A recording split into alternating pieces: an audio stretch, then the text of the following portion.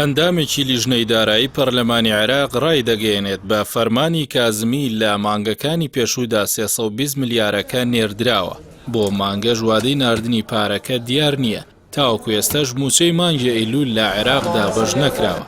وەزیری دارایی بە هیچ شێوەیە لە لیژنەی مالی چەند جارێک پرسیاری ئەمەی لێکرا نەچوە ژێرباری ئەوەی کە ئەو پارەی سەرف کردێ کەواتە تەنها متعلقە بە خودی کازمی خۆیەوە. کازمی لە ئێستادا پارەی نییە بیداتە فەرمانبەرانی عێراق. ئایا ئەتوانێت قەرز بکات بۆ حکوومەتی هەرێمی کوردستان؟ بۆیە ئێستا گرفتێک دروست بووە لەسەر 320 ملیارەکە. حکوومەتی عێراق ئەگەر نەتوانێت موچەی فەرمانبەرانی خۆی بکات لە ئەمڕۆ پەرلەمانتارەکان هێرشێکی زۆر توندیان هەبوو بۆ سەر مستەفا کازمی کە لە کاتێکە ئەوەتانێ موچەی هاوڵاتیانی خۆمان نییە ئەو بە ملیاردان دینار ئەنێرێتە هەرێمی کوردستان. ئەمەش فشارێکی گەورەی لەسەر کازمی دروست کردووە. لە سەرەتای دەست بەکاربوونی کابینەی نوێم چەندین جار وەفدی سیاسی هەرێم سەردانی بەغدایان کردووە بەڵام نەیانتوانیوە کێشەکان چارەسەر بکەن و مافەکانی هاوڵاتیانی هەرێم بەدەست بێنن. ئەحمەدی حاجی ڕەشید ئەو وەفدانە بە نەشارەزا وەسف دەکات. لەکەیەوە خەریکی سەردان و وەفد و ئەوانەیە.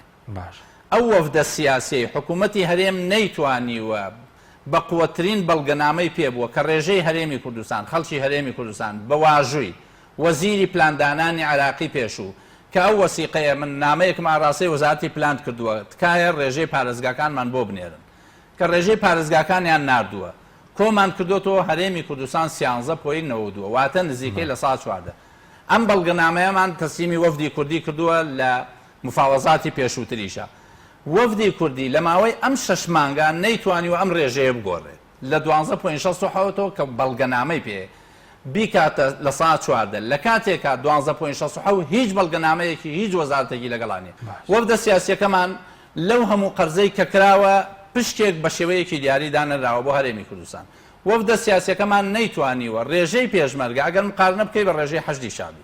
بۆیە مقارنەیانەکەم بۆ ئەوەی ڕێژەی حەشدی شعبی کە 168,000 عنسوریان بۆ داناوە ساڵانە زیاد دەکرێت نزیکەی 3 تریلیۆن و 800 ملیاریان بۆ دانراوە.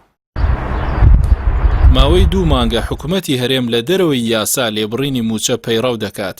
ئەحمەد حاجی ڕەشید ئەو لێبڕینە بە دزیەکی گەورە دەزانێت.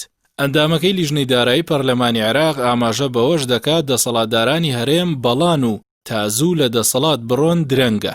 حکوومەتی هەرێمی کوردستان ناوی حکوومەتە. حکوومەتی هەرێمی کوردستان مجموعەیەک خەڵکن کە نە شارەزایی ئیداریان هەیە، نە شارەزایی ئابووریان هەیە، نە شارەزایی سیاسیان هەیە، نە شارەزایی عەلاقاتی دەولیان هەیە.